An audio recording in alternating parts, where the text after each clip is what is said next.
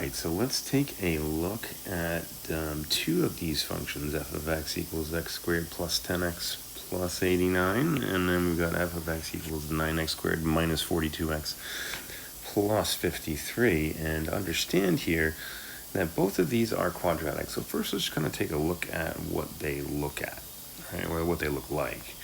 So if I look at x squared plus 10x plus 9, if I go ahead and look at the graph, there's my standard window, and I don't see anything. It's not here. So if I go ahead and kind of zoom out a little bit, here it is all the way up there. So if you notice, as it comes down, it comes down, it comes down, it comes down, and then it turns and goes back up.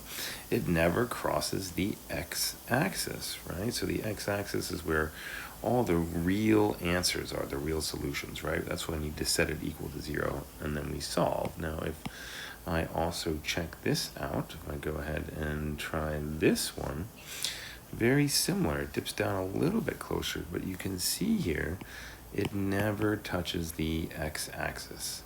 Now it's to the second power, so that means there are two solutions if we do set this equal to 0, except they're not real solutions.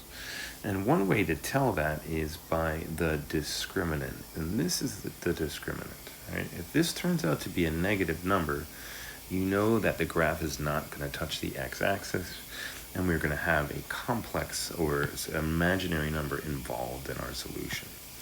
All right, so let's just take a look at this. I know my a value is 1, my b value is 10, and then my c value is 89. So if I go ahead and substitute in, x equals the opposite of 10 plus or minus the square root of 10 squared minus 4 times 1 times 89, all divided by 2 times 1, right? So if I go and I just do the discriminant here, I'm just going to look at the discriminant. I've got 10 squared minus 4 times 1 times 89, and I'm going to get negative 256, right? So I know that this is going to turn into negative 10 plus or minus the square root of negative 256 divided by 2.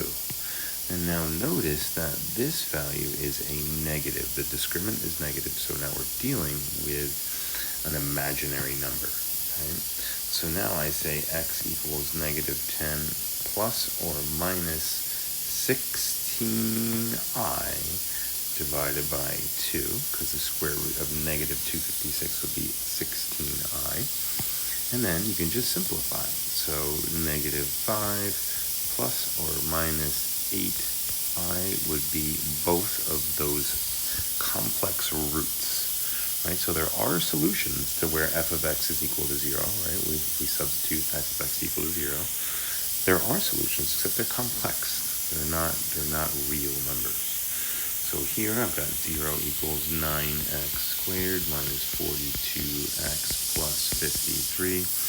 Now here, right away, we're going to identify a is 9 this time, b is negative 42, and c is 53. So go ahead and substitute in. So I've got negative 42. Be very careful right there, right? Plus or minus the square root of negative 42 squared. Make sure you get that negative 42 in parentheses here. Minus 4 times 9 times 53, all divided by 2 times 9. All right.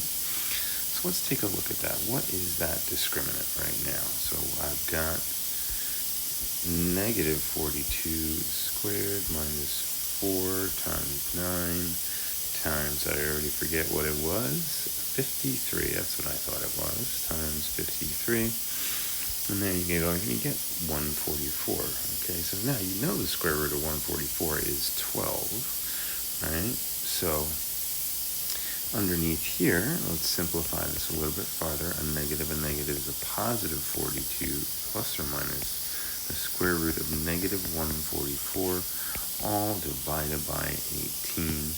And now notice we've got a negative discriminant in there. So let's simplify here.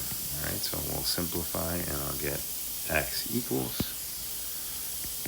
42 plus or minus 12I divided by 18.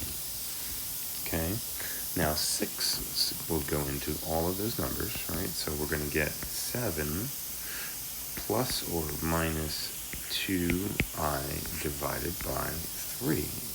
And then you could leave your answer like that, or simplify by saying 7/3 plus or minus 2/3 I. I believe Delta Math likes your answers like that. Okay? All right, so that's how you use the quadratic formula when you're having complex solutions. And just a reminder that the discriminant will tell you if you have complex solutions, or you can go check at the graph. And when you look at the graph, you're going to notice that it's not going to touch the x-axis, so you know that you're going to get an imaginary or complex answer. All right? Hope all is well.